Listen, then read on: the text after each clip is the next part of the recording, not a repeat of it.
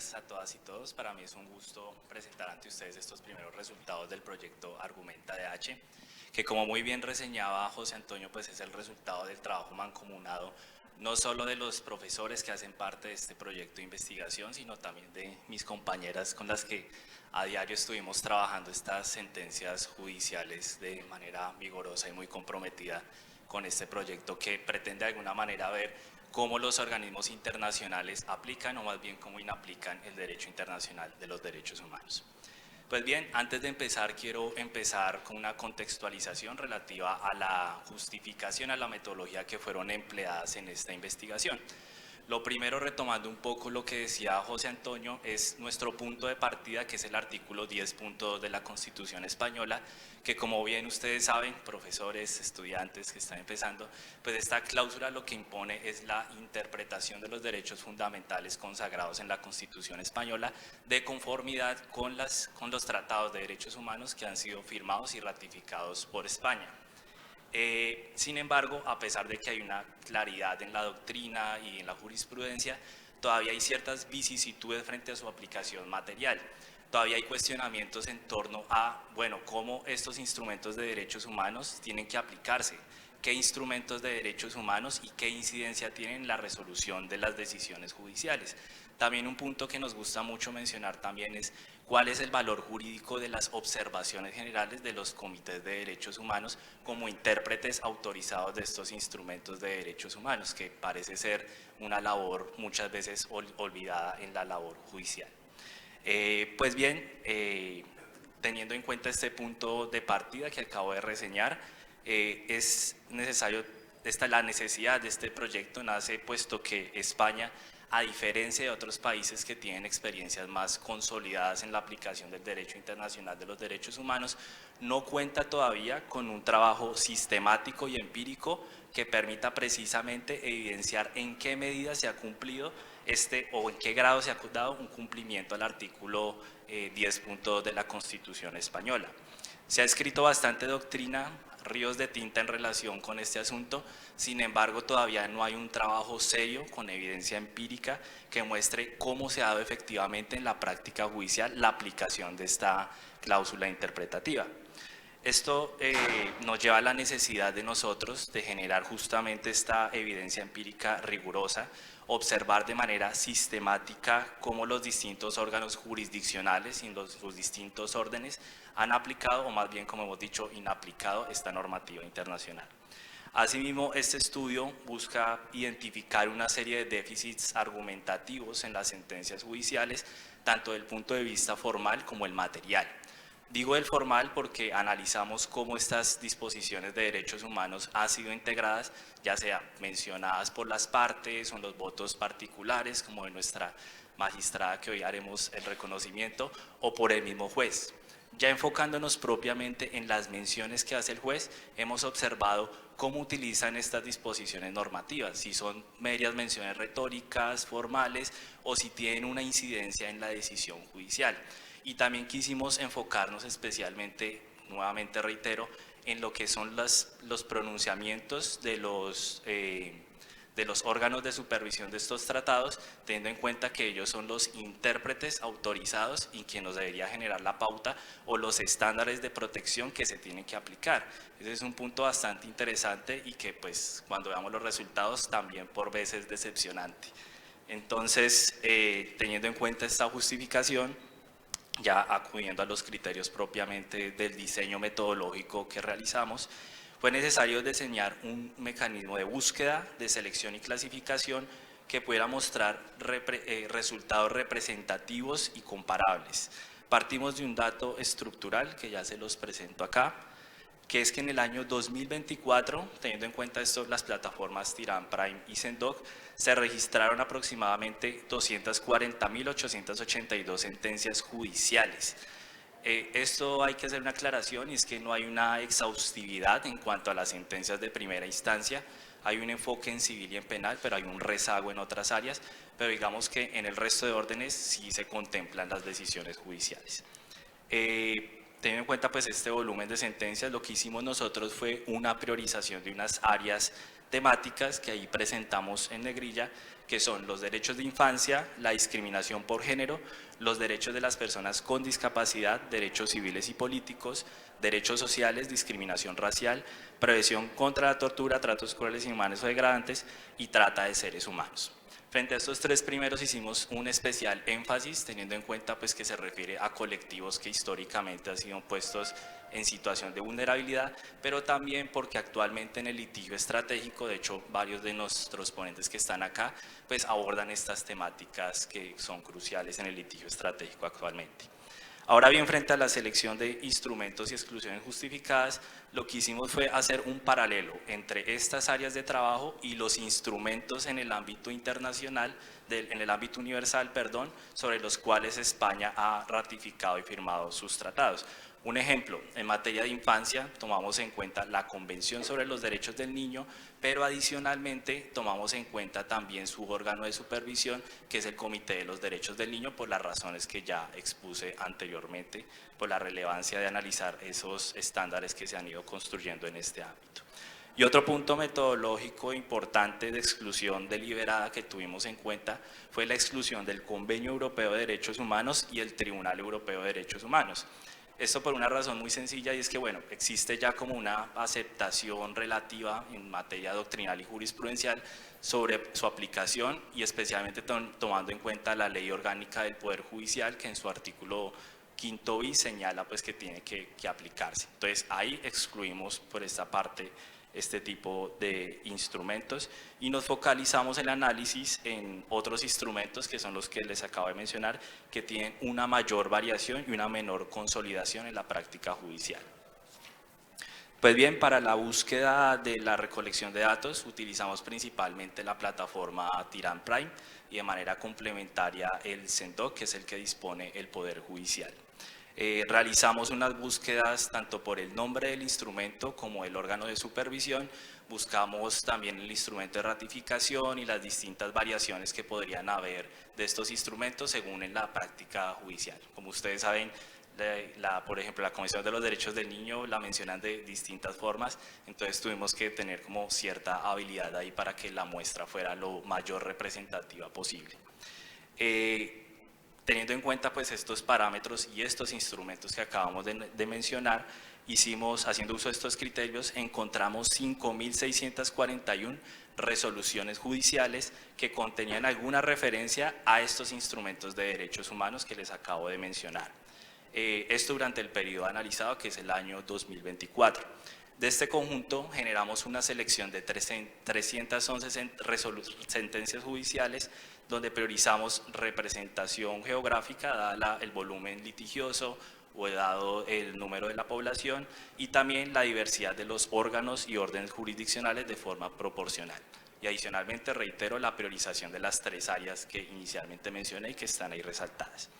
Pues bien, si tomamos en cuenta este dato, bueno, la gráfica ahí tiene una inconsistencia, aparece 1.6%, pero en realidad es el 2.3% de estas menciones de instrumentos de derechos humanos respecto de la muestra general, que eran las 240.882 sentencias. Lo que podemos ver es un primer dato que es preocupante, y es que la mención a los instrumentos de derechos humanos es bastante escasa. Ahora, si desagregamos ese 2,3% a la gráfica que está abajo, podemos ver cómo casi un 70% de las referencias hacen referencia al Pacto Internacional de Derechos Civiles y Políticos, y esto se debe por una razón muy sencilla, y es que observamos que hacía una referencia reiterada, casi decorativo, del artículo 14.2, que es el relativo a la presunción de inocencia. Y esto es algo que vamos a ver a lo largo de cada uno de los análisis frente a cada instrumento, y es que los jueces normalmente mencionan estos instrumentos de forma casi que de pasada, sin ningún análisis ni mayor profundidad. También lo vimos, de hecho, reiteradas ocasiones en infancia, cómo se hablaba del interés superior del niño, pero no se acudía a la observación general del Comité de Derechos Humanos que nos define en qué consiste. Entonces esto resulta pues en gran medida también problemático.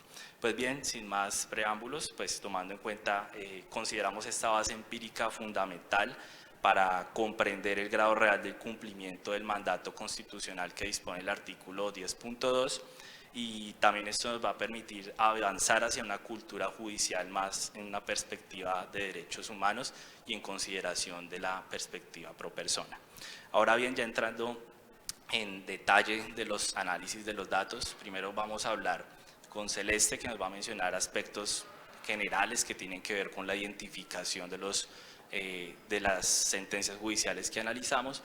Seguidamente Manar nos va a hablar acerca de la invocación del instrumento y posteriormente Victoria sobre la aplicación concretamente. Entonces esa va a ser como las líneas que vamos a tirar a lo largo de esta presentación. Así, y bueno, y finalizamos con unos hallazgos preliminares que presentaré. Así que bueno, cedo el uso de la palabra a mi compañera Celeste para que prosiga con la presentación. Muchas gracias.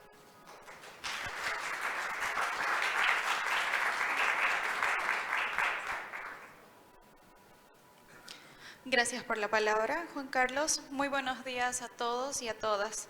En la fase inicial de este estudio se procedió a la recabación de ciertas variables de identificación. Como pueden ver, en el ámbito territorial, en el ámbito geográfico, se registró la comunidad autónoma y la provincia de origen de las resoluciones estudiadas. En cuanto al orden jurisdiccional, se clasificó las sentencias por el orden civil, el orden penal, el orden contencioso, el orden social, entre otros. Asimismo, se registró el tipo de órgano jurisdiccional emisor, distinguiendo entre juzgados de primera instancia, juzgados, audiencias provinciales, audiencias nacionales, el Tribunal Superior de Justicia y el Tribunal Supremo. También se identificó a las juezas y jueces que fueron ponentes, desagregando el dato por sexo. Todo esto se registró a efectos de ver patrones interpretativos en distintos niveles territoriales y materias judiciales. Como pueden ver en la distribución geográfica, se observa que Andalucía cuenta con un 11,9%, está Cataluña seguidamente con un 11,6% y Madrid con un 10,3%, figurando como las comunidades autónomas con mayor presencia. Esta concentración es coherente con el peso demográfico que tienen estas comunidades autónomas y el volumen litigioso. Simultáneamente, en el mismo gráfico se advierte una concentración significativa del orden nacional. Esta categoría incluye el Tribunal Constitucional, el Tribunal Supremo y la Audiencia Nacional. Si bien este valor no pertenece o no se encuadra en una comunidad autónoma específica, se puede ver que acoge una porción considerable en la gráfica y en la muestra revisada. Este dato sí que es relevante porque nos muestra que en el presente estudio sí estamos recabando resoluciones de órganos de alta jerarquía u órganos de revisión. Estos suelen tener mayor impacto ya que abordan temas más sensibles, como lo dijeron anteriormente, como infancia, discapacidad y género. En la siguiente diapositiva se puede ver que en cuanto al orden jurisdiccional, de las sentencias se aprecia una ligera preponderancia del orden civil con un 32,2%, seguido del orden contencioso administrativo que abarca un 29,9% y el orden social que abarca un 22,2%. Esta tendencia se relaciona con la amplitud temática de estas jurisdicciones que incluyen asuntos de familia, de capacidad y discriminación. Le sigue el orden penal con un 11,9%, donde la discusión sobre derechos se centra en garantías, tales como la presunción de inocencia o en controversias que vienen de la violencia de género. Finalmente, se puede ver en la parte de arriba, en un orden menor, el orden constitucional con una cifra de 3,5%. Es importante destacar que si bien el orden el orden constitucional no pertenece a la jurisdicción ordinaria formalmente, fue indispensable incluirlo debido a su idoneidad y la pertinencia en la materia de estudio de esta investigación. Estos datos, todos los datos que pudimos ver, se ven representados con la priorización y el objeto de esta investigación, que fueron las temáticas como infancia, género y discapacidad. Bien, bueno, muchísimas gracias, Celeste, por tu presentación. Gracias. Ahora, continuando pues con el orden previsto, ya vamos a hacer el uso de la palabra a Manar, quien nos va a hablar propiamente cómo los jueces han invocado estos instrumentos de derechos humanos en sus resoluciones judiciales. Adelante. Buenos días a todos y a todas y bienvenidos. Bien, los principales hallazgos del análisis sobre la invocación o el uso del derecho internacional de los derechos humanos se ha basado en un estudio de una muestra analizada de resoluciones judiciales. El objetivo ha consistido en identificar qué instrumentos internacionales se han utilizado, cómo se han usado dentro de la sentencia y qué órganos de supervisión han sido mencionados. Esto nos permite entender hasta qué punto los tribunales integran realmente el derecho internacional de los derechos humanos en las sentencias judiciales. En primer lugar, tenemos alrededor de un 81% de los instrumentos citados que corresponden a tratados internacionales, instrumentos vinculantes ratificados por España, seguido de un 12,2% de observaciones generales hasta llegar a otros instrumentos cuya presencia es de un 3%, referentes a la Declaración Universal de los Derechos Humanos como ejemplo. Dentro de estos destacan especialmente la Convención sobre los Derechos del Niño con un 19,6% de las menciones, seguido de la CEDAW con un 14,2%, y el Pacto Internacional de los Derechos Económicos, Sociales y Culturales con un 13,5% de referencias. Estos datos demuestran que los tratados internacionales sí están presentes en nuestras resoluciones judiciales. Ahora bien, su mera aparición no siempre implica una utilización plenamente integrada del derecho internacional de los derechos humanos. En determinados casos, instrumentos como el Convenio Europeo o la Declaración Universal de los Derechos Humanos o incluso el Convenio de Estambul se incorporan principalmente para reforzar o contextualizar la argumentación.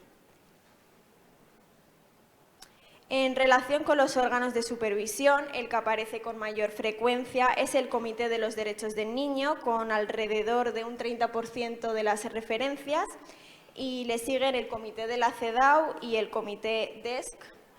Y con esta información parece que los tribunales sí recurren a más órganos cuyo análisis están presentes en temas de infancia, igualdad o derechos económicos y sociales. Sin embargo, la presencia de estos comités es irregular y superficial en la mayoría de los casos. En cuanto a la ubicación, es importante este aspecto porque es importante la posición que ocupan estos instrumentos dentro de las sentencias. En nuestro estudio hemos analizado un total de 311 resoluciones judiciales para responder a una pregunta clave: ¿cómo y dónde se mencionan los instrumentos de los derechos humanos dentro de las decisiones judiciales?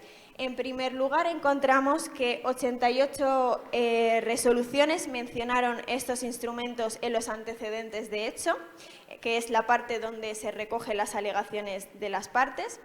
241 resoluciones los mencionaron en los fundamentos de derecho, que es la sección donde el tribunal expone el razonamiento jurídico que sustenta su decisión, y 16 resoluciones incluyeron referencias en votos particulares. Pero cuando miramos más de cerca encontramos un dato preocupante, que en 60 resoluciones la referencia a los instrumentos de los derechos humanos aparece únicamente en los antecedentes de hecho, generalmente porque eran las partes quienes lo habían invocado. ¿Y qué implica esto? Que el tribunal no retoma estas referencias ni las incorpora a su razonamiento jurídico, y esta ausencia afecta no solo a la calidad de la motivación, sino también al acceso a la justicia. que en la medida en que las alegaciones basadas en derechos humanos no llegan a ser consideradas en la fase decisoria final. En cuanto a los votos particulares, encontramos 9 casos en los que mencionan estos instrumentos, aparecían exclusivamente en esta sección, y esto por sí mismo no es sorprendente porque el voto particular no tiene efectos vinculantes y expresa una posición individual. No obstante, sí es importante porque muestra que los magistrados o magistradas sí saben identificar la relevancia de los estándares internacionales, mientras que la opinión mayoritaria del tribunal no articula su razonamiento desde esta perspectiva de los derechos humanos. Y aunque el voto particular no cambia la opinión, revela un déficit en la integración sustantiva de los derechos humanos en la argumentación judicial mayoritaria. Resumidamente, ¿qué hemos estado diciendo? Importante destacar que el tribunal no hace suyo el instrumento porque no lo interpreta, no lo aplica o no lo utiliza como un parámetro jurídico, rompe la función garantista del derecho internacional de los derechos humanos, ya que los tratados internacionales dejan de cumplir su papel como guía interpretativa, y debilita la coherencia del sistema porque la sentencia recoge un instrumento relevante pero luego actúa como si no existiera. En definitiva, aunque los tribunales parecen incorporar referencias a los estándares internacionales, no lo hacen de manera plena y sustantiva. Bien, pues muchísimas gracias. Los aplausos. Perfecto, muchísimas gracias, Manar. Creo que nos brindaste un panorama bien importante sobre cómo se han invocado estos instrumentos internacionales. Y ahora vamos a una parte importante que es la que nos va a mencionar Victoria, que nos va a poder mentalmente graficar cómo ese 2.3% que mencionamos inicialmente va disminuyéndose como si fuera una especie de embudo, hasta que finalmente va a ser un pequeño porcentaje de decisiones judiciales las que consideramos aplicaron de manera correcta el derecho internacional de los derechos humanos. Así que, teniendo en cuenta eso, cedo el uso de la palabra a mi compañera Victoria, quien con este apartado dará fin a este análisis preliminar. Muchas gracias. Gracias, Juan Carlos. Pues os voy a explicar un poco cómo se han incorporado estos instrumentos y cuánto peso se les ha dado. Ya en la primera gráfica podemos ver que en el modo de incorporación está dividido en 4 secciones, que son referencia indirecta, cita textual, no aplica pero se menciona y aplicación sustantiva. A primera vista parece que es una división bastante equitativa, pero esto es un problema primero de todo porque muestra cómo los tribunales no saben muy bien desde qué perspectiva y qué modo aplicar estos instrumentos. También, además, porque la aplicación sustantiva es la única que desarrolla los instrumentos internacionales en profundidad, lo que quiere decir que en el 77,5% de los casos realmente no se está haciendo un desarrollo de estos instrumentos internacionales a pesar de ser ratificados por España. Esto se traduce que en el siguiente gráfico, en el nivel de análisis, en el 62%, o sea, la mayoría, el reconocimiento que se les ha dado a estos instrumentos es meramente formal. También podemos ver que en el 2,4% ha habido un diálogo internacional. Y esto nos dice que hay poca interacción entre el sistema español y otros sistemas regionales que pueden ayudarnos a enriquecer. Además, también debemos de tener en cuenta que a pesar de que en el gráfico aparecían 3 secciones, originalmente cuando hicimos el estudio habían 4 y falta el diálogo, el control de convencionalidad explícito. Este no apareció en las sentencias en ninguno de los fundamentos de derecho, dado que los tribunales españoles tienen una tendencia a aferrarse a la normativa nacional cuando contradice a la internacional, a pesar de que en muchas ocasiones la internacional puede ser más beneficiosa para la parte. Donde sí que lo encontramos fueron en 2 votos particulares, los cuales pues, están muy bien porque muestran perspectivas de los magistrados, pero es cierto que no pueden influenciar de forma sustancial a la decisión del fallo. Por otra parte, también analizamos el peso argumentativo que los instrumentos internacionales habían tenido. Ya de entrada podemos ver que en más de la mitad de los casos fue meramente retórico, lo que quiere decir que fue una mención más formal o decorativa, pero que no tuvo peso, y que no llega ni al 10% en los casos en los que los instrumentos internacionales fueron determinantes para la decisión del fallo. Además, también comprobamos cómo se relacionaba con otros sistemas, y vimos que primero, en lo que respecta a la fertilización cruzada, hay una muy débil interacción entre la normativa internacional y la normativa nacional, y que tiende a prevalecer la nacional cuando hay dudas. Por otra parte, y esto supone un problema porque cuesta más que se desarrolle y se aplique en mejor perspectiva a los derechos humanos. Por otra parte, también vimos que en lo que respecta a la cultura jurídica hay poco interés por parte de los tribunales con dialogar con otros sistemas regionales como el sistema interamericano o el africano, que podían aportar perspectivas diferentes y que podían ayudar a fortalecer y desarrollar nuestro propio derecho. Y también, además, por ejemplo, la Organización Internacional del Trabajo ha sacado recomendaciones que en la gran mayoría de los casos tampoco se han tenido en cuenta, a pesar de que podían haber beneficiado sustancialmente a las partes que estaban invocando sus derechos. Luego, una de las partes más importantes de este análisis ha sido la perspectiva pro persona. Para poneros en contexto, la perspectiva pro persona consiste en que cuando se va a los tribunales y hay derechos humanos en juego, los tribunales deberían ponderar entre la normativa nacional y la internacional para ver cuál es la normativa y la interpretación más favorable para la parte que está invocando estos derechos. Bueno, pues ya se puede ver de entrada que en el 76,6%, o sea, casi rozando el 80% de los casos, no hubo perspectiva pro persona en las 311 resoluciones judiciales que analizamos. Solo se encontraron un 18,6%.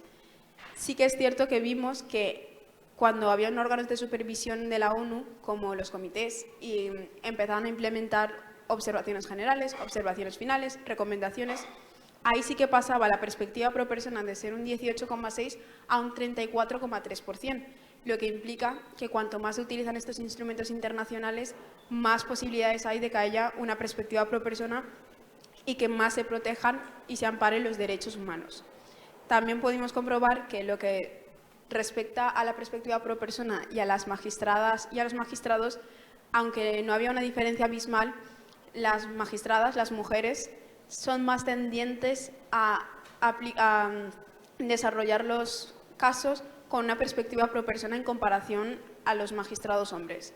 Y otra cosa que también pudimos ver, a pesar de que ya dijeron mis compañeros que el Tribunal Constitucional no es parte del Poder Judicial, también se analizaron sus sentencias y que de todos los órganos, tanto ordinarios como el Tribunal Constitucional, el Tribunal Constitucional era el que mejor aplicaba la perspectiva pro persona en las sentencias que se analizaron en el año 2024, lo que muestra que se debe de hacer un hincapié más profundo en los órganos de primera instancia, que son los que menos aplican, porque va gradualmente. Cuanto más bajara la instancia, menos tendían a tener una perspectiva pro persona.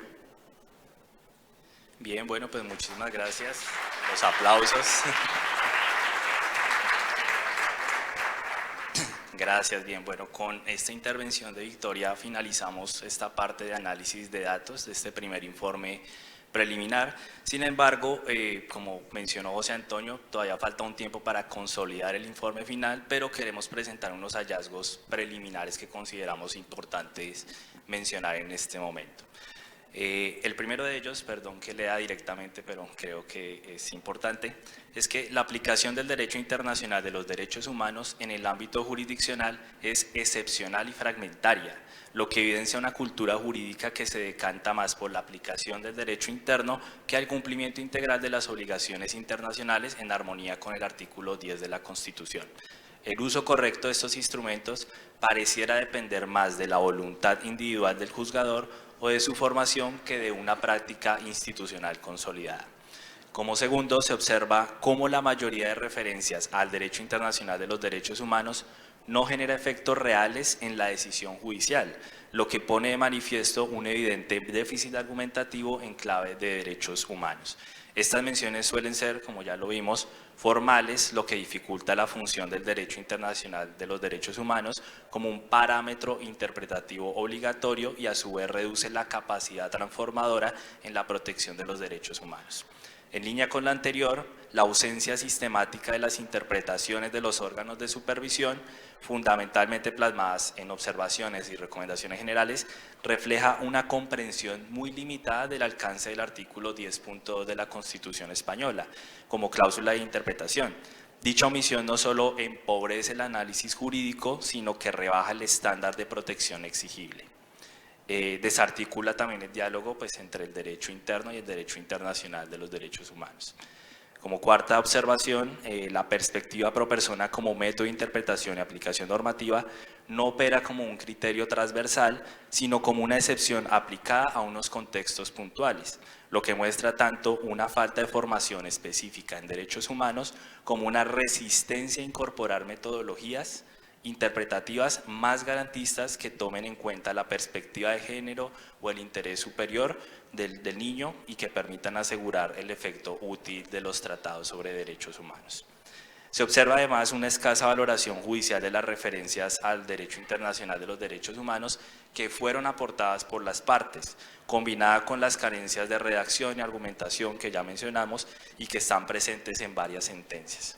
Esto genera un efecto acumulativo que trasciende meramente a un problema formal, pues esta combinación menoscaba el derecho al acceso a la justicia, limita las potencialidades del litigio estratégico como mecanismos para el desarrollo del derecho internacional de los derechos humanos en la jurisprudencia interna y afecta directamente la motivación, la transparencia y el ejercicio del derecho fundamental a la tutela judicial efectiva.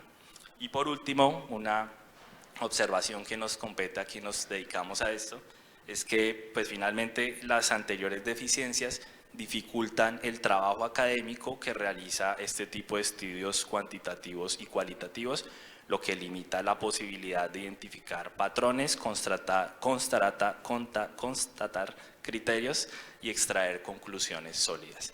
Así que con estos hallazgos preliminares y con esta información damos por terminada esta primer presentación del proyecto Argumenta DH, agradeciendo pues a todos ustedes su presencia. Muchas gracias.